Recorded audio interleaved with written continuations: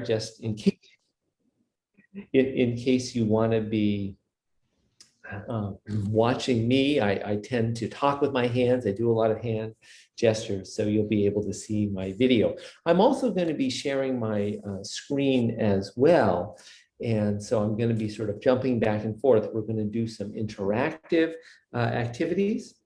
There will be times during the program where I'm going to be asking people for a thumbs up, which you can do if you go to the reactions buttons. There's a thumbs up option, which I've just popped on. And if you have your screen on, your video on, you can just give me a thumbs up, and that works well too. So let me go ahead and first slide up. I do see that a few people are not muted. I would ask that everyone mute themselves if they are not trying to ask a question. And what generally works best is if you don't mind putting questions in the chat during the program. I promise there will be time at the end of the program for anyone who wants to unmute and ask questions. But during the program, throw them in the chat, and I will try and keep an eye on that and answer them along the way if they're important for the flow of the talk, and otherwise I'll save them till the end, but I promise I'll cover them all. Okay, so let me go ahead and get my slides on the screen here. And let's see, here we go.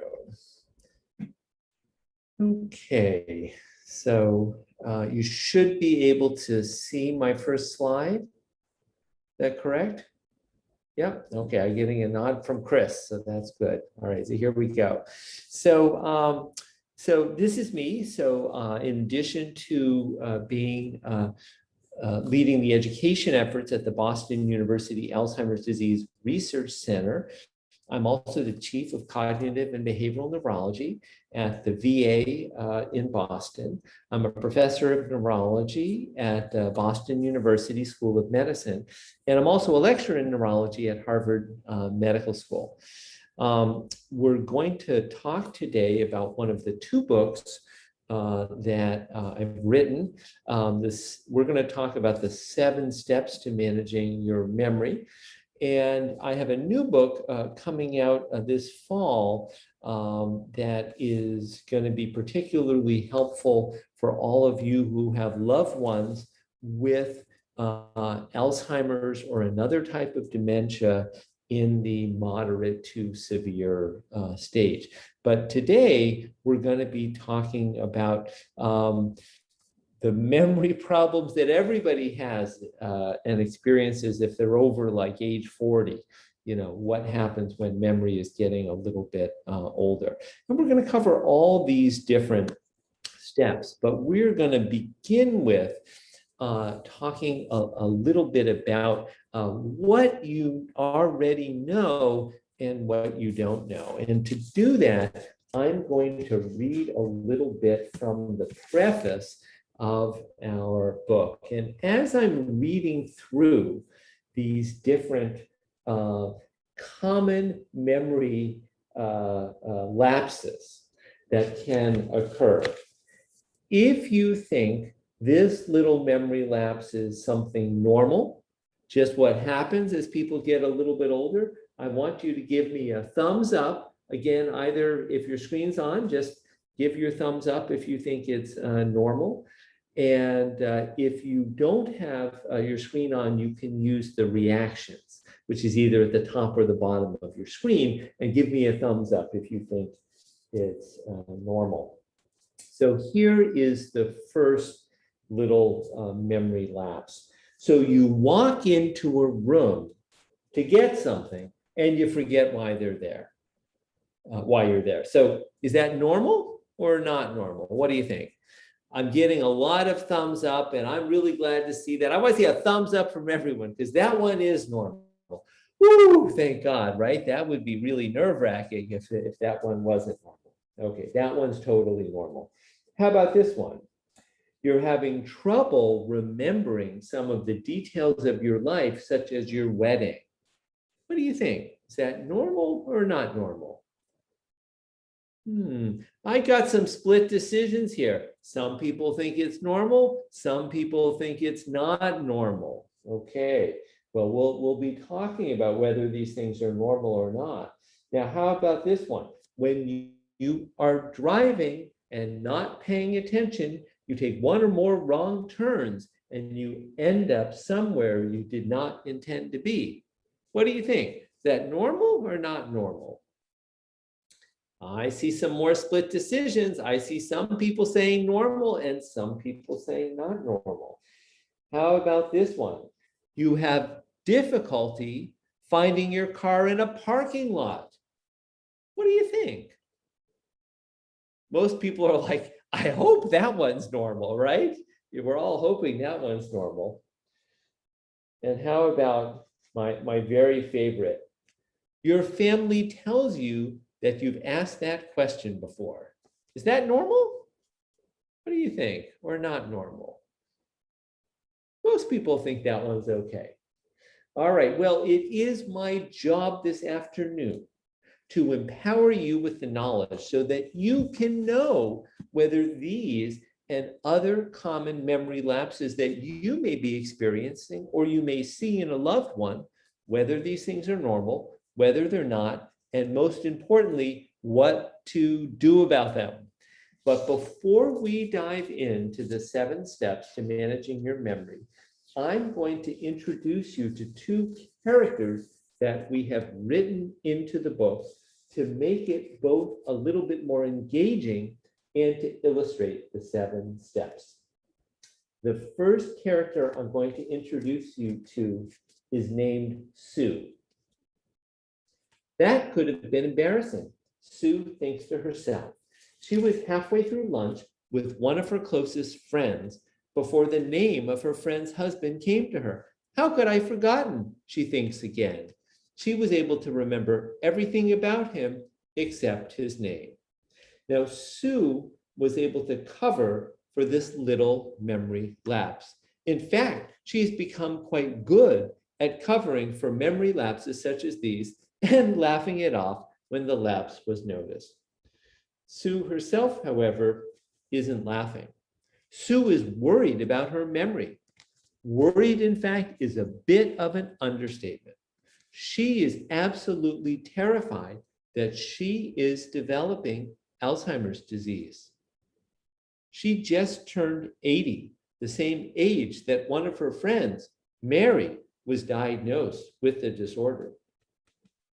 Now, Sue has not mentioned her concerns to her friends or her children. Her children would only worry and overreact, and she doesn't need that. Her friends wouldn't be interested in hearing about her concerns either. It would only make them anxious about their own similar memory difficulties. Or worse, they would start to treat her like an invalid and stop including her in their social activities. Sue thinks about some of her other memory lapses. Just yesterday, she walked downstairs to the basement and could not remember for the life of her what she was going down to get. It was only when she walked back to the kitchen that she remembered the roll of paper towels that she needed, which she then successfully retrieved.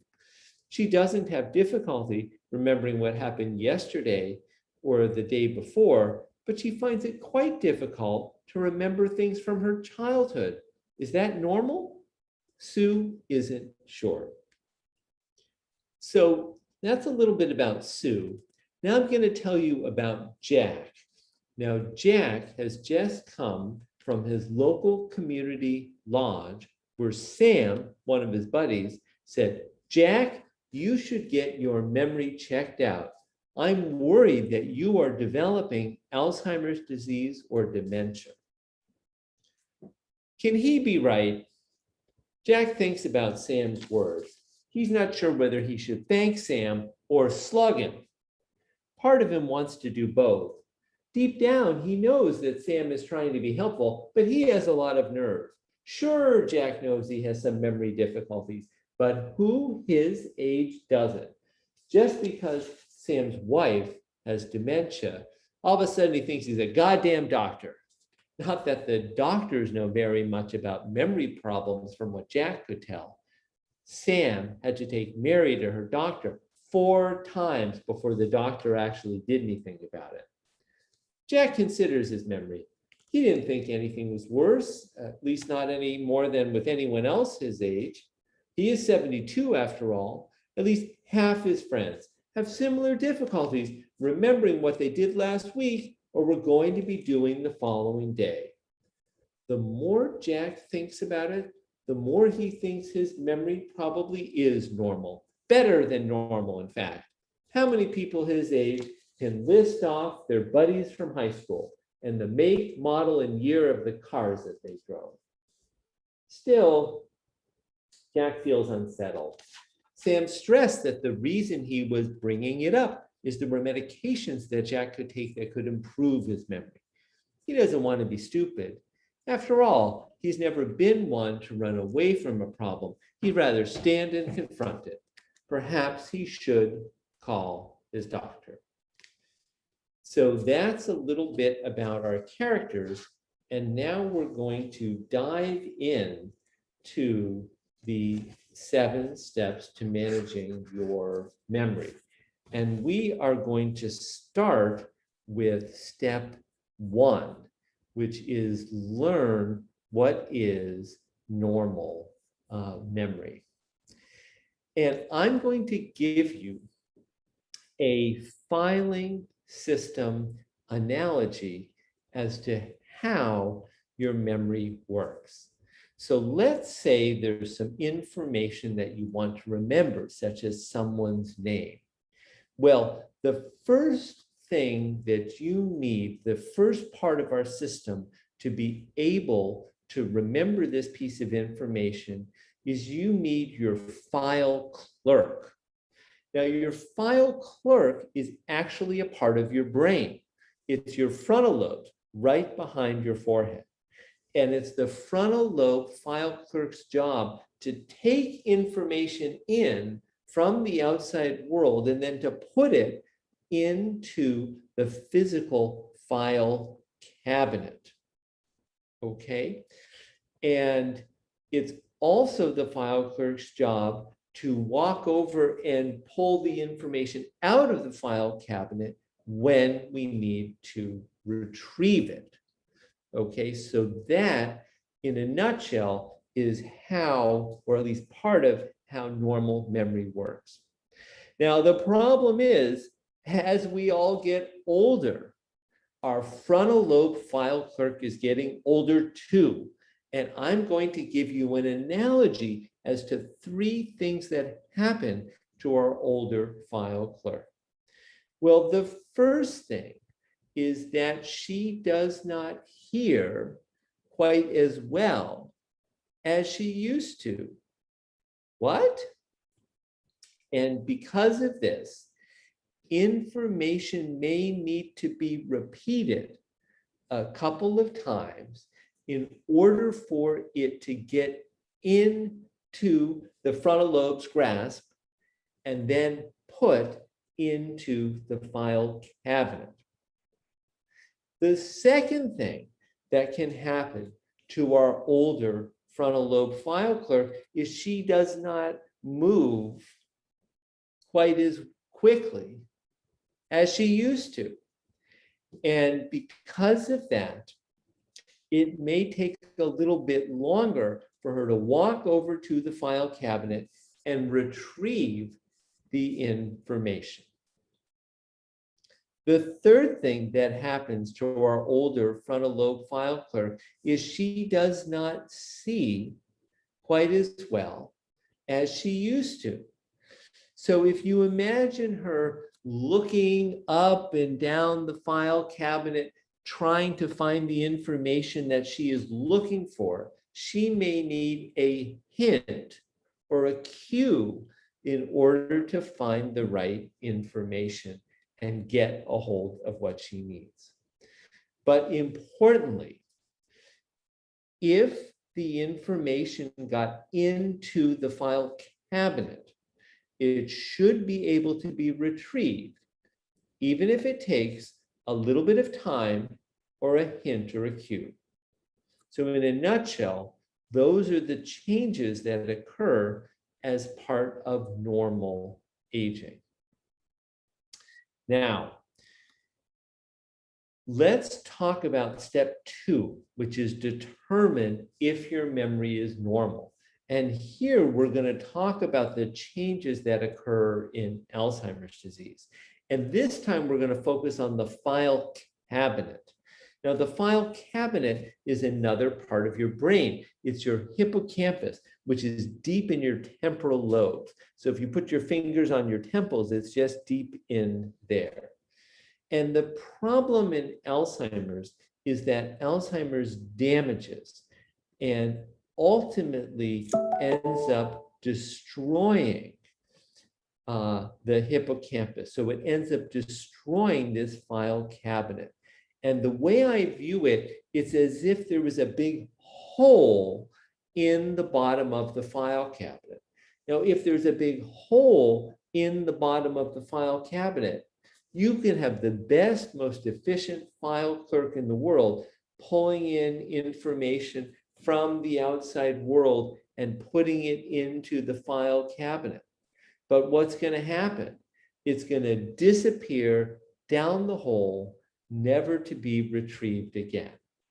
And when that happens, even if information is repeated, even if you give a little bit of extra time or a hint or a cue, you cannot retrieve the information. And when that happens, we call it rapid forgetting. And rapid forgetting is never normal. It should always be evaluated. Now, we're going to catch up with Sue to talk about some of the other problems that can occur in Alzheimer's disease. Now, Sue continues to be concerned about her memory, and she is meeting up with Sam to find out a little bit more about Alzheimer's. You may remember that Sam's wife, Mary, has the disease. How did it start with Mary? Sam looks closely at Sue, seeing the worry in her eyes. Well, everybody's different, but I think with Mary, it began when she got lost while she was driving. Mind you, I didn't know what was going on at first. I just knew it would take her a long time to get from one place to another. Looking back, I also began to realize that she was traveling to fewer places. It was as if the circle of where she would go was getting smaller and smaller and smaller. First, she didn't drive into the city. Then she didn't drive on the highways. Then she didn't drive anywhere new. I didn't think it was a big deal. I mean, who really wants to fight the traffic in the cities or on the highways anyways? But the red flag to me was when I got a call from her doctor's office at 2 o'clock in the afternoon saying she had not shown up for her 1 o'clock appointment. So now I'm starting to get nervous. Was she in an accident? Was she okay? A few minutes later, she comes through the door in tears, telling me she could not find the doctor's office. This was one of the things that really made me realize that something was wrong. So let's talk about getting lost for a minute. Anybody of any age can get lost. You make a wrong turn, something doesn't look familiar, and what happens? Bam, you're lost. But what do we all normally do? Well, you can pull out a map from your glove compartment if you're old school, or probably this day and age more likely from your phone. You can use your GPS device, or you can pull over and ask for directions. And using any of those methods, you're back on your way. But the problem in Alzheimer's is that paper maps and phone apps and GPS devices can be complicated and confusing to use. You can pull over and ask for directions, but they're often long and complicated and hard to remember. And for those reasons, people with Alzheimer's disease have a lot of difficulty getting lost. Let's talk about another problem that can come up in Alzheimer's, and that is losing things, misplacing things. But guess what? That's also pretty common just normally in people of any age. So I want you to give me a thumbs up, again, either on the screen or using the reactions, if you have misplaced your keys, glasses, wallet, cell phone, pocketbook in the last year. Has that happened to anyone? Yeah, me too. So if you're losing things, if you're misplacing things, how do you know if it's normal or if it's not? Well, if you are someone who every morning you spend 5, 10, 15 minutes, hunting around the house, trying to find, where you put those things. And now you're getting a little bit older and you're still spending 5, 10, 15 minutes hunting around the house looking for things. Well, guess what? That's probably normal for you and not something to worry about. But if you were always someone who was very organized, never had to hunt around for things, always knew exactly where everything was, but now all of a sudden you're spending 5, 10, 15 minutes, maybe 20 minutes, maybe an hour hunting around the house looking for things. Maybe you had to buy a new cell phone because it never did turn up. Maybe you had to cancel the credit cards because you never could find your wallet. Well, that could be a problem. So the point I'm trying to make here is it's not only what the problem is, but also whether it represents a change from the way things used to be. Now, the last thing I want to talk about in this section is about repeating questions and stories. Now, anybody can be halfway through telling a story to a close friend, and you say, "Oh my God, I told you this already, didn't I?" And anybody can forget the answer to a question and ask it again. But when there is a pattern of repeatedly asking the same question to the same person again and again and again, or telling the same story to the same people over and over and over again, that is not normal. That usually means that there is that rapid forgetting that I was mentioning. And as I mentioned, rapid forgetting is never normal. It should always be evaluated. Okay, so now we are going to go to the next step. I'm going to share my screen again here. And we talked about those things. We're going to talk about step 3, which is understand your memory loss. And I want to tell you about the most common question that I get asked, which is, what is the difference between dementia and Alzheimer's disease? And I would just like to see a show of thumbs up. If you are familiar with the term dementia, you think you have a good handle on what that means, give me a thumbs up to say, yeah, I'm familiar with dementia. I got that. Okay. And now how about Alzheimer's disease? If you feel like, yeah, I know about Alzheimer's, I'm familiar with that, give me another thumbs up. Okay. Now how about this one? Give me a thumbs up if you have a very clear understanding as to the distinction between dementia and Alzheimer's. So that one's a little tougher. A few people know. I know Val knows, and other members of my team, but that one can be a little tricky. So let me spend just a minute on this. So dementia is when there is a decline in thinking and memory that is sort of bad enough that it interferes with day-to-day function. And Alzheimer's is one type or one cause of dementia. So Alzheimer's is a disease and dementia is the general category. And the way I think about it, I sort of think about it between the difference between a headache and a specific cause of a headache, right? So a headache can be from a lot of different things. It can be from, say, a migraine headache or a muscle tension headache, neither of which are very serious. But a headache can also be from a stroke or a brain tumor, both of which are very serious. And with dementia, it's the same way. So dementia, believe it or not, can actually be caused by something as simple and benign as a vitamin deficiency or a thyroid disorder, which are totally curable. But dementia can also be caused by a lot of different diseases, including Alzheimer's, vascular dementia, dementia with Lewy bodies, frontotemporal dementia, and there's many other types as well. Let's talk about another common term that comes up in the field of memory, which is mild cognitive impairment. Now, mild cognitive impairment is present when there's three things. The first is that someone is concerned about the memory. And this can be the individual themselves, it can be their family, or it can be their doctor.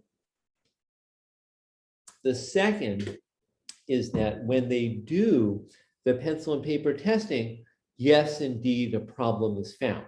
So the concern is confirmed by the pencil and paper testing.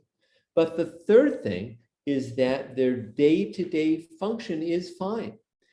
And if their day-to-day function is fine, then by definition, they do not have dementia. Now, if you follow people with mild cognitive impairment over time, what you find is that about half of them do end up declining and developing either Alzheimer's disease or another cause of dementia. But that also means the other half do not. The other half either stay stable or their memory actually improves over time. You might say, how does anybody's memory improve over time? Well, if their memory problem was due to depression, low mood, if their mood gets better, their memory could get better too. Another common cause of memory problems are medication side effects. And if the individual works with their doctor and their medications get adjusted, their memory can improve. Okay, let's turn now to step 4, which is treat your memory loss. But before I tell you about the treatments for memory loss, I need to tell you a little bit more about how Alzheimer's disease damages the brain. So we believe it starts with an accumulation of a protein called amyloid. The amyloid clusters and clumps together to form these plaques. Now, the plaques get bigger and bigger and bigger until they begin to damage the brain cells around them, okay? In the blue arrows here are some big plaques, the solid blue large arrows.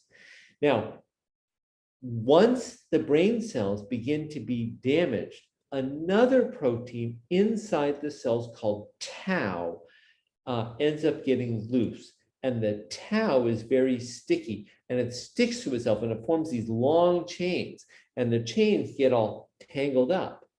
So these are the plaques and the tangles that you probably have heard of in Alzheimer's disease. Now, once the tau forms the tangles kill the cells. And the cells are normally making chemicals, that is neurotransmitters, that allow different parts of the brain to talk to one another. And the most common, one of the most common and important neurotransmitters is called acetylcholine. So in Alzheimer's disease, the levels of acetylcholine drop. It's for this reason that the mainstay of therapy that helps improve Alzheimer's disease are medications that can actually raise up the levels of acetylcholine.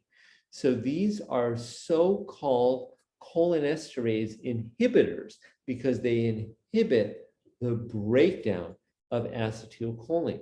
These are medications that many of you may have heard of. Some of you may be taking these medications. These are medications like donepezil, whose brand name is Aricept, rivastigmine, whose brand name is Exelon, and there's also galantamine. All of these medicines help to raise up the levels of acetylcholine. Now, from the perspective of the individual and their family, what these medications can do is they can turn the clock back on memory problems.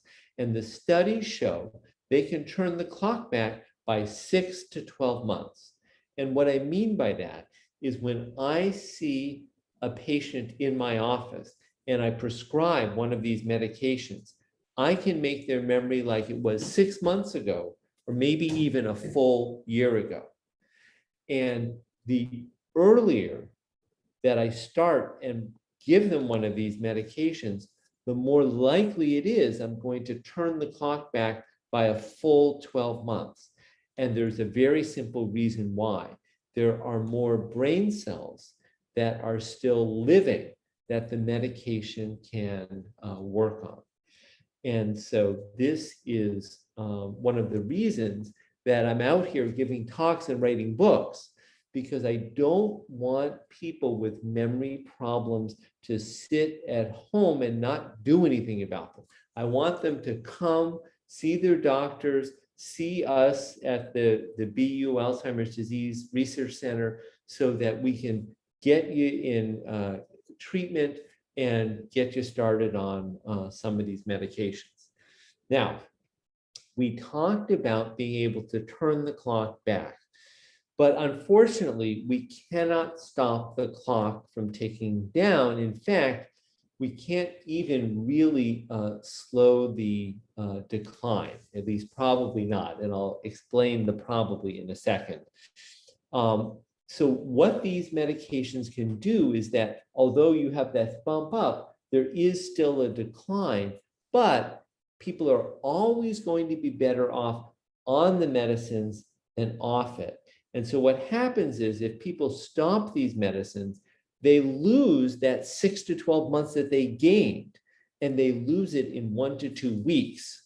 So as long as these medicines sort of had a good initial response, we really want people to stay on them pretty much, forever.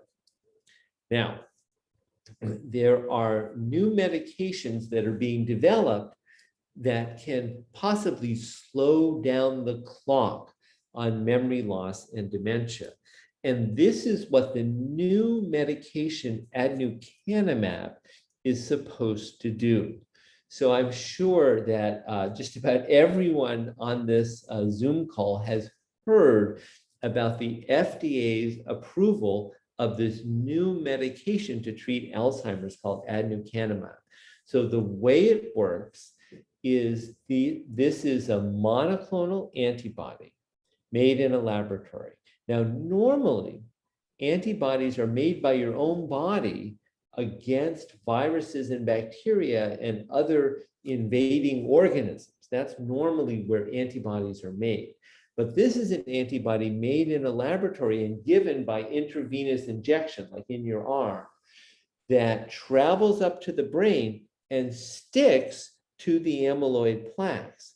And then the body's immune system says, hey, there's an antibody on this. This is something bad, something we should get rid of.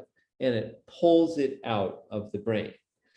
So if removing amyloid can actually slow down the progression of Alzheimer's disease, then this drug should be able to do that. But people are not quite sure whether it does or it doesn't do that. So the first reason is that there were 2 large studies to look at aducanumab. One of them said, yes, it does. The other one said, no, it doesn't. And in fact, when the study's own team was initially looking at the data, they actually canceled both studies before they were completed because they said, this drug isn't working, it's not worth putting any more money or resources into, we're going to cancel both studies.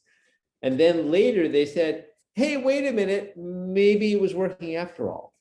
And so the whole thing is a little bit questionable at the moment. And the latest news that I think I heard last Friday is that the FDA actually wants another government agency to investigate whether or not the decision was reached correctly. Of course, this came up because the FDA's own advisory panel advised them not to approve the drug. So it's a little bit confusing right now, I think, for everyone. But what I do want to say is that we have a lot of really good research going on for medications that might be much better than aducanumab at our Boston University Alzheimer's Disease Research Center. And I encourage you to reach out to Samrana or Roisha with any interest that you might have in learning more about the research that we have going on. And they've just put some of the contact information in the chat, as well as an evaluation of this program. So you can let us know what parts of the program you liked and what parts of our program you think should be improved, which we always want to hear because we're always trying to do better.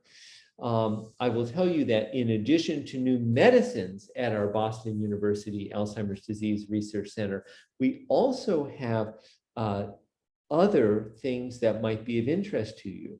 So we have studies going on that look at new strategies that can help thinking and memory. We actually do some of those in our laboratory. We also do studies that are looking at the effect of the pandemic. And we've just finished up enrolling in one of those studies. Val Nolan was a participant in that study. We looked at the effect of social isolation and loneliness on thinking and memory, as well as anxiety and depression as part of the pandemic. But we're beginning to get other studies that we're looking at, about the post-pandemic world and how people are affected in this sort of new world where everybody's vaccinated, at least most people are, but we're still not yet back to normal. And we also have new studies going on that are looking at the impact of how we do our everyday activities as monitored by something simple like your cell phone or a Fitbit or a smartwatch or things like that. So we're looking at how we can use technology to better understand who is at risk for disorders like Alzheimer's. So there's a lot of cool research going on. Some of it involves medicines, but many of them don't. So whether you're looking for a new treatment to help you or a loved one, or you're looking for some other ways to boost your memory, or you just want to give back to your community, I think we'll have a number of options that might work well for you. Okay, let's turn to step 5, which is modify your lifestyle. And this is usually everybody's favorite step. And we are going to catch up with Jack now. So Jack has been invited over by his daughter, Sarah, to her house so Sarah can show her father what having a healthy meal is like. So what meat are we having? Asked Jack. We're having fish, Sarah says, as she opens up the oven door, dips a brush in olive oil, and bastes a large piece of fish.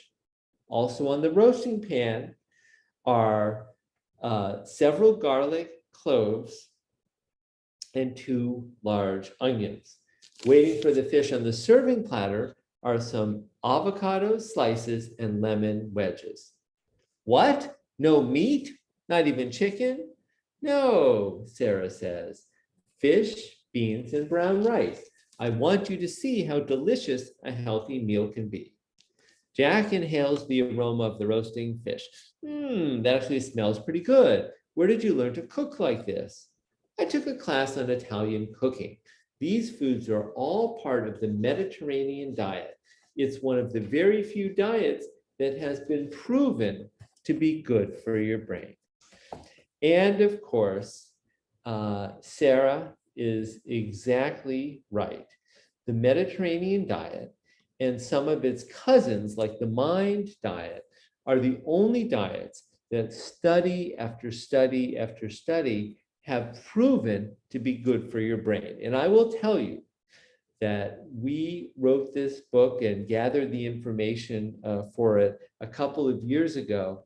And since that time, it's only been more and more and more studies that have shown just how important eating this type of a menu of foods has shown. So as you can see, this menu includes fish, olive oil, avocados, fruits and vegetables, nuts and beans, and whole grains. There's a similar MIND diet that also includes chicken or other poultry 2 times a week that has also shown wonderful benefits. So if these are the things that are good for you, so what are the things that are not good for you? Well, I hate to tell you, it's almost everything else. So red meats, fried foods, fast foods, butter and margarines, pastries and most sweets, white flour, white bread, white rice, sugar sodas, and diet sodas, all of these I would put in the category of once in a while food, not every single day food. Now, before everybody gets really depressed and thinks, oh my God, I can never have dessert again, I did want to remind you that chocolate in small amounts has been shown to benefit thinking and memory and mood. You just have to remember that it's what type of chocolate? That's right, I can hear you even though you're muted. Dark chocolate, the darker the better, right? Because it's not the sugar and the butter and the milk they put in it to make it sweet and creamy, it's the cocoa that's actually good for you. And don't forget, for dessert, that berries and other fruit are good for you too. Now, I don't need a show of hands or thumbs up to know that everyone on this call knows that exercise is good for you. But I will bet you that I can tell you at least one new thing that you did not know coming onto this call about just how good exercise is for you and why. But if I inspire you today, before you lace up your jogging shoes and go running out of the house this afternoon, I do want you to simply check with your doctor and just make sure that your heart and your lungs and your bones and your joints are ready for whatever increased exercise you're going to do. Having said that, there are types of exercise that works for just about everybody. Walking, jogging, biking, swimming, aerobic classes, moving in the pool. There's even arm-only exercises for people who can't move their legs well. So how much exercise do you have to do?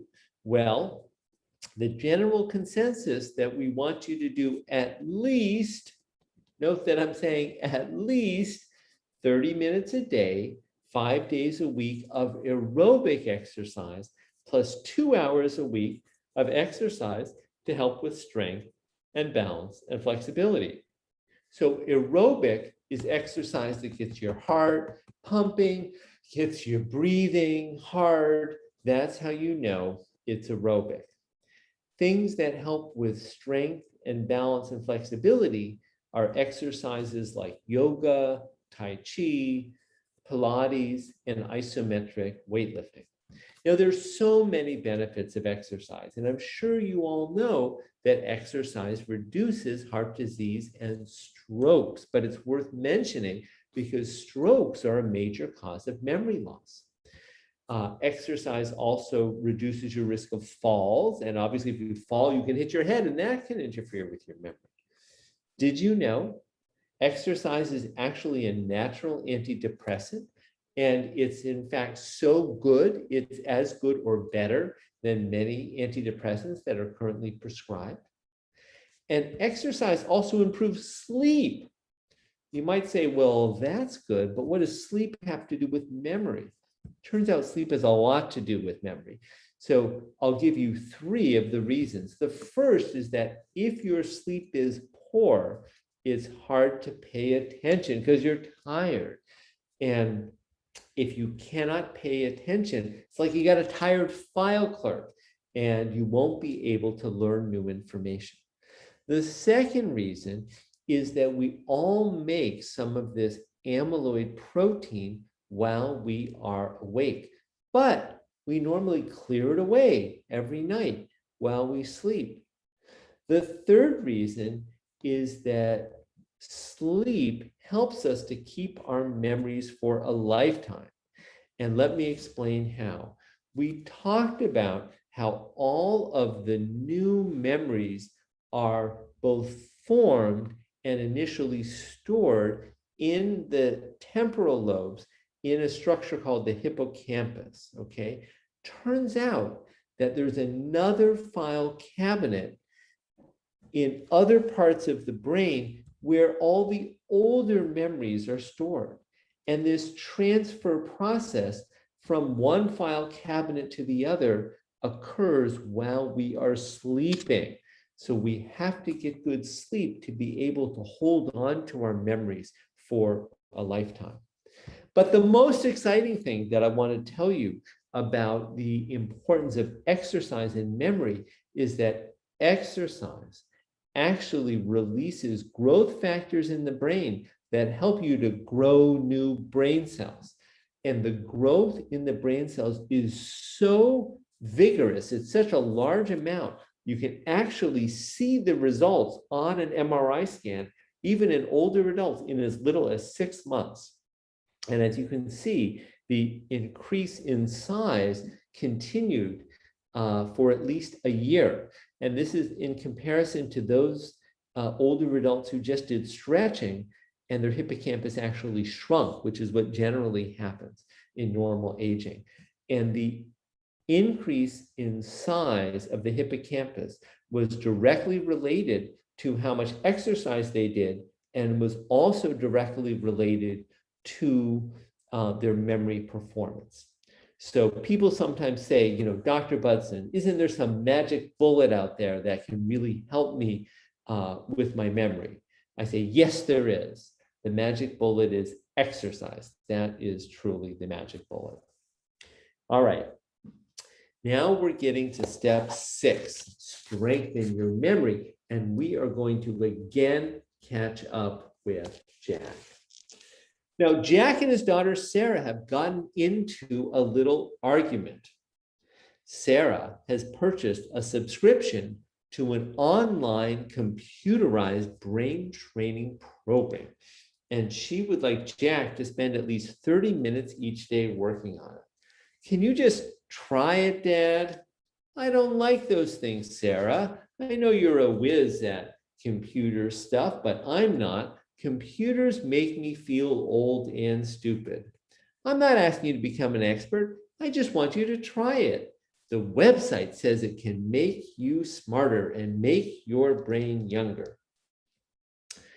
Sarah, I know you're trying to help me, but I want to go to my pottery class so I can finish my project. And then I'm meeting the guys to play hockey. I don't have time for this computer stuff.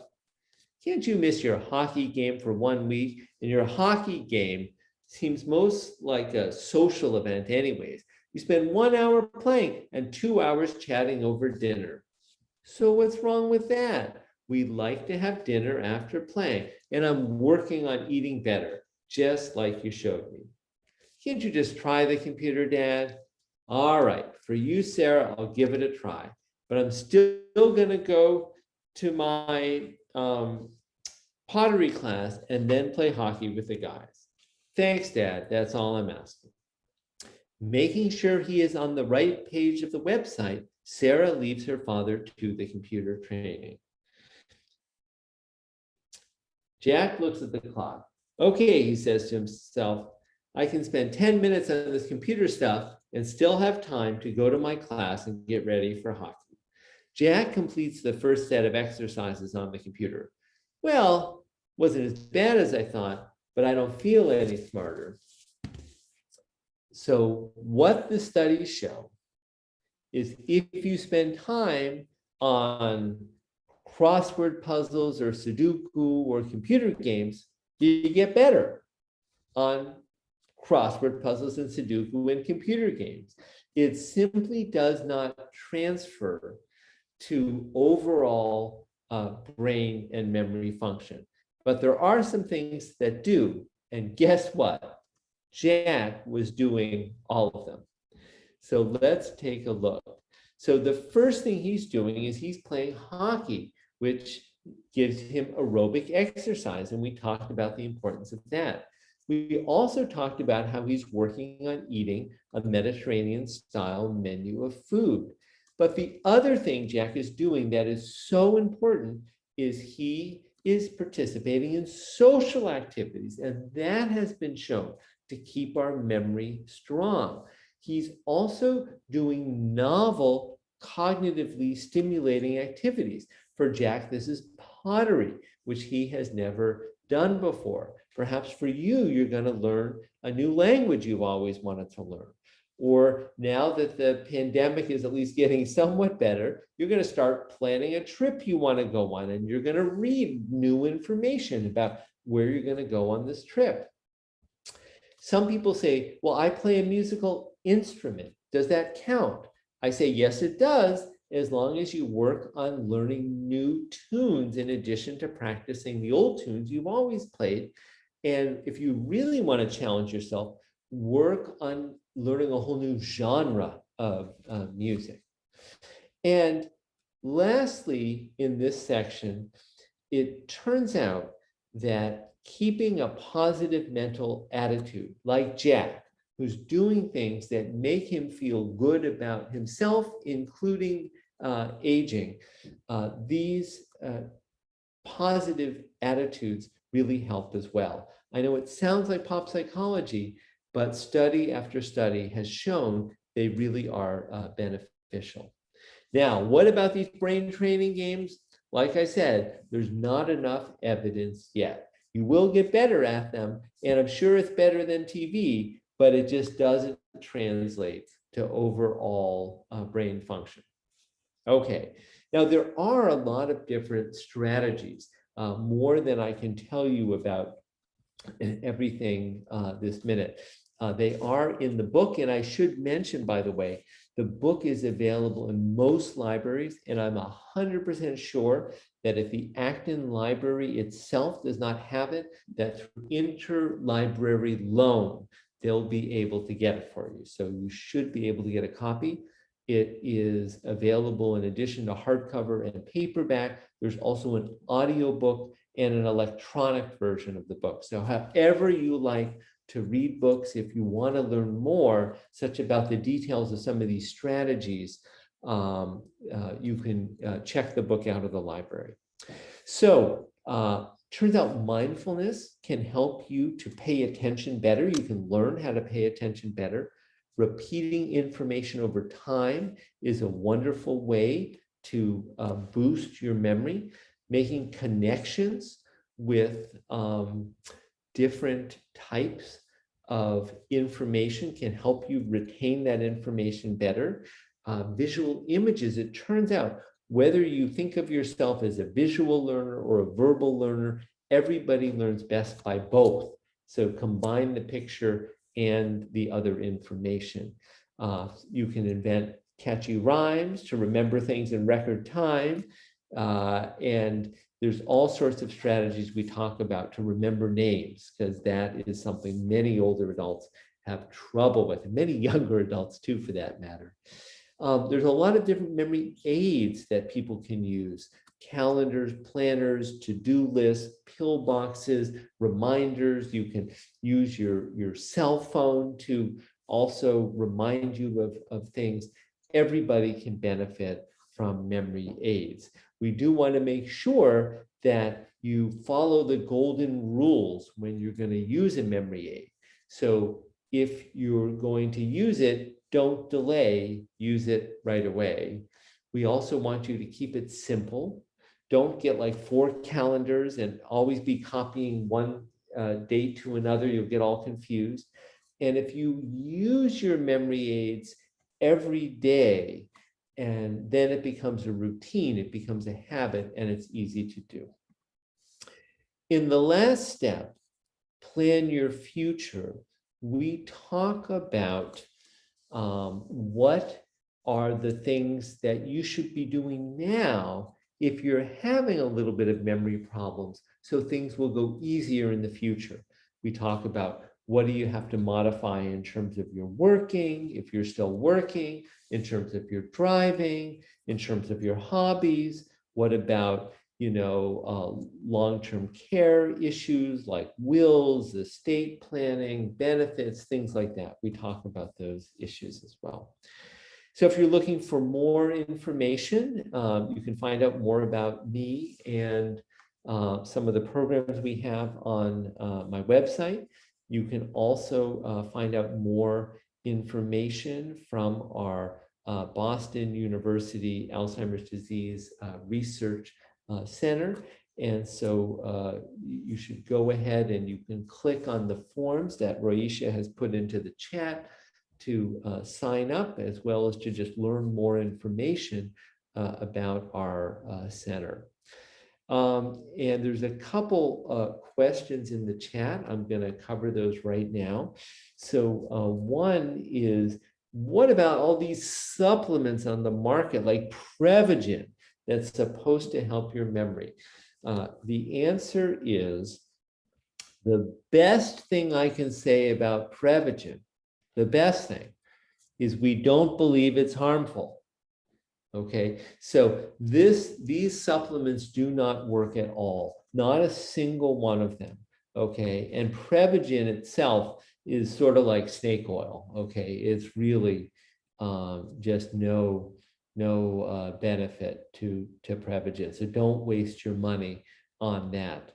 There's a question about hearing loss. Does hearing loss cause Alzheimer's? The answer is absolutely not. Hearing loss does not cause Alzheimer's. There have been some studies that show that people who have hearing loss are more at risk of developing Alzheimer's and other types of dementia. And I think that this is probably because anytime that people are not able to hear all the information that is going on around them, they're going to feel more isolated and lonely. And we do know that social isolation and loneliness are risk factors for Alzheimer's disease and dementia. So I do encourage anyone with hearing loss, number one, to get hearing aids if you need them or a loved one needs them. And number two, don't withdraw and stop participating just because you're having some trouble hearing. Question in the chat: what's the typical age of onset for Alzheimer's, and how is that different from familial Alzheimer's? It's a really good question, and I'm going to give you all the answers to that. So the average age of Alzheimer's, if there's no family history, would be in the late 70s or early 80s. Okay, that would be the average age that it comes on. There is one type of Alzheimer's disease that can run in the family in old age, okay? And that type of Alzheimer's usually has an onset 5 years earlier. So instead of the onset being in the late 70s or early 80s, in those families, the Alzheimer's comes on more in the early or the middle 70s, okay? That is what we generally see in most of what we call late onset, but still familial Alzheimer's disease. And in this case, it's not 100% certainty that someone's going to get it just because their parent had, but the risk is a little bit higher and they may develop it a little bit earlier. And then finally, there are some people that have what's called an autosomal dominant genetic mutation with 100% penetrance, meaning that everyone who has the mutation ends up getting the disease. This is very, very, very rare. I would be surprised if this directly affected anyone on this call. These individuals develop the disease in their 50s or 40s, or sometimes even their 30s. The largest population that has this type of genetic abnormality is in Colombia, South America. I'm very proud that I have worked with a researcher who's now at Mass General, Yakel Quiroz, who is from Colombia, South America, and has been working with the doctors there to try to understand and help people with this early onset of the disease. So I hope that was helpful. I just want to let you know that, as I mentioned before, I do have this one other book that is coming out this fall. And so if anyone is interested in hearing more about that, if you speak with Chris or others at your center, it would be my pleasure to come back and speak either by Zoom or maybe in person in the fall to talk a little bit about that. I'm going to keep answering questions, but I'm going to stop sharing my screen so I can allow people to unmute themselves and ask questions if they would like.